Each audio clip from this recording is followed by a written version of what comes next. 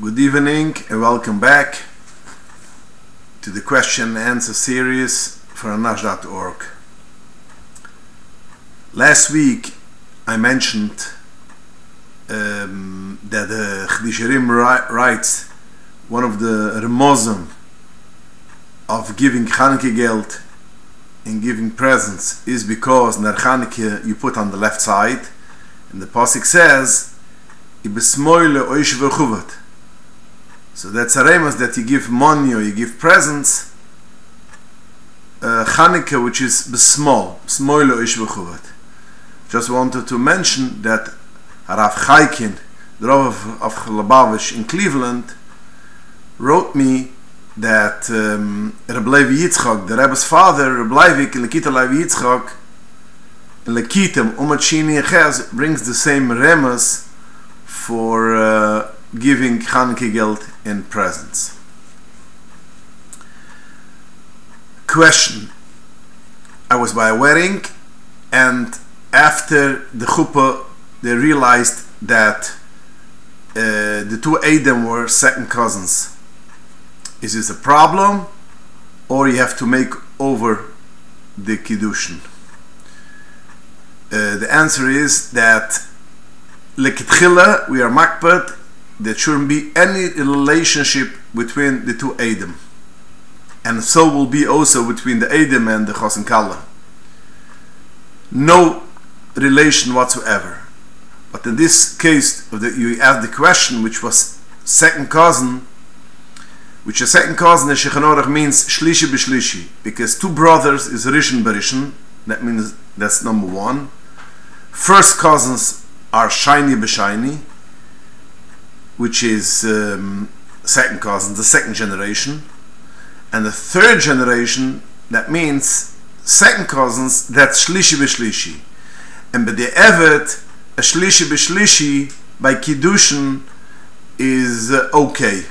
So of course, lekitchila, we make sure there shouldn't be any relationship between the Adam and the Chos and Kala, and the Adam between themselves, the witnesses.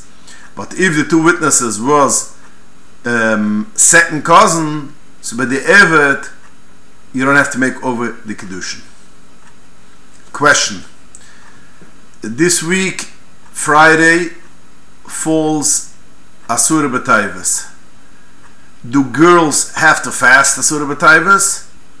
Until when? So Asura B'Tayvus is the only fast which could fall on Friday. And Asura B'Tayvus is Bechlal, a very strict fast. So to go to the question, do girls need to fast Asura B'Tayvus? The answer is girls need to fast all the Tanaisim. All the 5 Tanaisim they have to fast. And the same will go also to women which don't have any extraordinary problem. That means they're healthy, they're not pregnant, or they're not nursing. They have to fast all the Tanaisim. In Shekhanorach, there's no difference between a woman and a man. The only thing which is different is women which are pregnant or nursing, they could be lenient on other fasts except of Yom Kippur and Tisha B'Av. So women and for sure girls has to fast all the fasts which is Tanas Sibur. If they have a condition, that's something else, then they have to after off. But if they're regular, healthy, they have no problems, they have to fast. Now, till when do you fast? There is a machloikes hapoiskem if you fast till Tzesak Chuvim or earlier. Lamaise, the Shekhanorach pastens that we fast till Tzesak Chuvim. That means we do not eat before the Zman of Lukas Neiris. We fast in all the way till after Kabbalah Shabbos and after davening. So this year, Friday, we'll have to daven a little bit earlier mincha, because there's a Kriyas HaTorah, and you say Berches Kahanim, like you say by all the Tanas Tzibur fast days by Mincha, you say Aneinu, but you don't say Tachten and Nefilas Apayim, and you don't say Avinu Malkeinu, because it's Erev Shabbos by Mincha. So again, this Friday we'll have to daven earlier. We'll daven regular Mincha like it's a fast day, but you don't say Tachten and Nefilas Apayim, but all other things you do say, and then you daven Kabbalah Shabbos and Ma'ariv, and then you break the fast by the Seudah Shabbos. Now, it's kedai to daven really on time in order that you should be able to finish Ma'ariv Friday night before it begins 6 o'clock, because as you remember in the previous shiur, we spoke that you don't make Kiddush between 6 and 7. So some poskim are lenient this Shabbos, this week, that you could make Kiddush even regular Shabbos you don't make between 6 and 7. You could make Kiddush between 6 and 7 if it's Surah B'Tavis Friday. But by us we didn't see such a kula, so therefore we should daven right after Mincha. You daven Kabbalah Shabbos and make sure to right away make Kiddush in order it should be before 6. Next question. Thursday night falls Nittel. What is the halachas of Nittel, and what is the pshat that we don't learn on Nittel? The whole world stands on Torah. How could it be that we should have an Indian not to learn on Nittel? So let's discuss a little bit the Indian of Nittel. Thursday night we hold Nittel. Nittel is brought down in the Rishonim already. What is Nittel? Nittel is, the Rebbe brings down, or Nittel means taking away. That means that's the day when Oise Ish was taken away. That means he was killed that time. That's one of the Girsuas. And or it could also mean Nittel in Roman. Nittel means he was born. So this is how, if it's Nittel taken away, that means Nittel is with a tof. If it's Nittel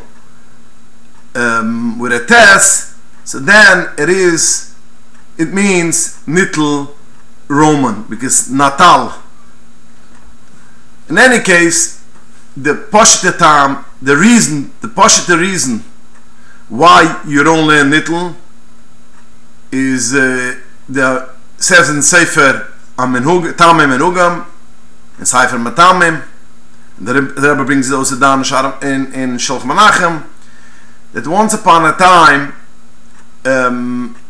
the Jewish people were afraid to go out that night in the street. So they didn't go into shul, they didn't go out on the street. It was dangerous. So therefore, they made such a thing that you don't learn that night, so automatically you don't go in shul, to avoid all the dangerous things. So over there comes the minig that the night of Nittel we don't learn. And this says, this is also in other poskim and other svarim bring down this time. But in Hayom Yom, the Rebbe brings down from the Rebbe Rashab that the reason why we don't learn a Nittel is not shloi lehoisev chayes. You shouldn't give chayes the kedusha, which bepashtas means that since he learned by Rabbi Yochanan ben Parachia, so he learned Torah, so therefore we don't learn Torah, that the schiz of Torah shouldn't be meigen on him, because he also learned Torah. That's one of the pshotam which I saw people learn into the Rebbe Rashab's saying. But it could also be the Svarim right that it is a zman which is mayer a klippa, a tema, and therefore when you learn Torah you give energy to the klippa. So therefore this is what the Rebbe Rashab says that you shouldn't learn because you shouldn't be moisef chayes. So the time when we learn is from the shkia till chatzois alaylo. Some people stop from tzesa kechuvim, but according to the Rebbe Rashab's saying that I don't like the frumo people, the bocharam, which the 8 hours is there so important to learn. So we see it is from the shkia till chatzois alaylo, till chatzois you don't learn. It says in the Rigsavoisam that if a person is mekayim the minig, it is a tikkun for all the bittul Torahs of all year round. Just a nice anecdote. One of the Sforim writes that Nittel is abbreviation of Yidden Lehnen Nicht Heint. So what do? We don't learn that night. The poskim write that you also don't write Chiddush Torah. If you want to write a tshuva, if you want to write a bitter, you don't write Chiddush Torah. The same will go, you don't learn Misr, you don't learn Sifra Chassidus. Some say that Reb Hillel said that you could learn Sifra Chassidus, but the Rebbe, according to the Rebbe, you don't learn Sifra Chassidus either. You could read Sepira Tzadikim. And we see a lot of Tzadikim, which basically their minig was to read Sepira Tzadikim. It's interesting to note that Rabbi Yosel of Weinberg used to give a shir in Tanya every Motzei Shabbos on the radio. And if it fell nitl on Motzei Shabbos, he asked the Rebbe what to do. The Rebbe told him he should say Sepira Tzadikim. He should say stories of Tzadikim. So again, this is one thing which you could do, say Sepira Tzadikim. Regarding mitzvahs oina, the Rebbe writes that in Shulchan Menachem that if it's Lail Tefillah there's no problem. If it's not Lail Tefillah, after Chatzois shouldn't be a problem. He explains the Darkei Chaim Veshulam, which is Machmar Iver after Chatzois. He gives a tam, but it looks like the Rebbe himself is more lenient that after Chatzois there shouldn't be a problem. Okay, so we'll go next question. Is there a reward of writing, owning a Sefer Torah? For example, Olam Haba, etc. Olam Haba, yes, of course. It's a mitzvah sederaisa. So if it's a mitzvah sederaisa, you do a mitzvah sederaisa, automatically you have Olam Haba. But it's interesting to note that the Shulchan Aruch, the Siman, Reish Ayin, and Yeredeya is the mitzvah of Ksiva Sefer Torah. In the heading which the Mechaber writes on that Siman is Schar Mitzvahs Ksiva Sefer Torah. Now in the Mechaber we don't see any specific Schar, but it's interesting to note, he writes it on top, Schar Mitzvahs Ksiva Sefer Torah.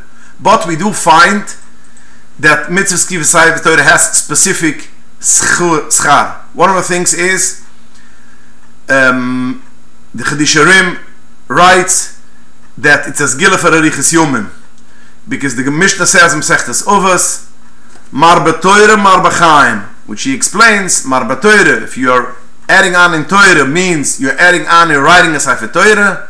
Mar B'Chaim, you add on in life. That means it says gila for Riches Yomim. Other poskim say that there's gila for Riches Yomim because it says in Pasik, when it says in the Torah that the Jewish king should write a Sefer Torah, it says Laman Yarech Yom HaMamlachta Hi Yivona Beker Yisrael. So we see that writing a Sefer Torah is as gila for Riches Yomim. In other Sforim write that it's as gila for tikkun of all your sins, because the Arizal says when it says V'chol Maseichu B'Sefer Nechtuvim, that means it's like when a person does a sin, it's written in a Sefer Torah. All his sins are written in a Sefer Torah. So when a person writes a Sefer Torah, that's a tikkun. He writes a new Sefer Torah, it's a tikkun to erase all his sins, which is written in the other Sefer Torah, which writes all his sins. Third thing which I saw was it says Gila for Ashiras, the Yalkid Mamloes in Parshas Devurim writes that the person is writes a Sefer Torah is as Gila for Ashiras because it says Hoin v'oishe b'vaisoi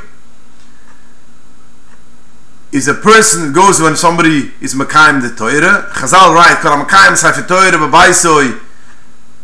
There's a Gila for Ashiras Hoin v'oishe b'vaisoi. That's Ashiras, and it says it does not mean he's Mekayim the Torah physically, because that's for sure, but also when a person buys a Sefer Torah or writes a Sefer Torah, it's a Gila for Ashiras, and a person is Mavatal the Mitzvah Ksiv Sefer Torah, it is, you could get to Aniyas, that means you could become poor. Question. You mentioned last week, Shir, regarding not using Kalim for Negelvasser and Mamachroinim. Not using Kalim that was used for Negelvasser and Mamachroinim. You also mentioned preferable to use a broken keli. Is this the reason why many do not use silver kalim for mamachroinim? Yes, that's the reason, because if it's a silver kli, people will use it, and we are makbat not to use kalim which was used for mamachroinim or negelvasser. Now let me just clarify one thing. There is a difference regarding negelvasser and mamachroinim, because in negelvasser the Alter Rebbe writes in Shechenor that a person steps on negelvasser, it is dangerous, and that does not say only when it's on the floor, it could be on something else too. So let's, for instance, if it spilled negelvasser on something else, a person should not step on it. When it comes to mamachroinim, the Alter Rebbe writes the riach ru is shoyre only when the mamachroinim is on the floor. So therefore, the people are makpet b'chalal not to wash mamachroinim on the floor because it's askona, riach ru. So when it comes to riach ru on mamachroinim, it's only on the floor. When it comes to riach ru and negelvasser, it's all over. Nevertheless, we are still makpet that you shouldn't wash mamachroinim on kalim, because some poskim say that it is still a problem of richru. So when it comes to inyonim of skona, we try to go to all the poskim. But the Alter Rebbe specific is mashma that by regarding mamachroinim, it's only when it's on the floor.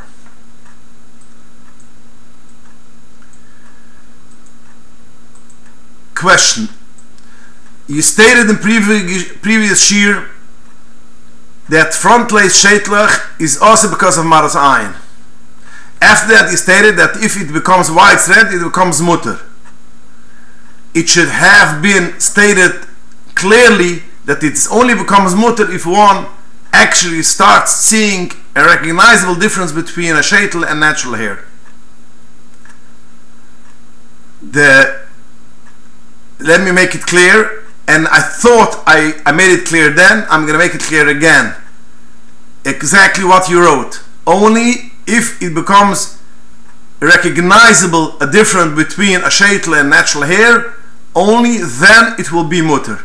If it won't be recognizable, then it will stay osur.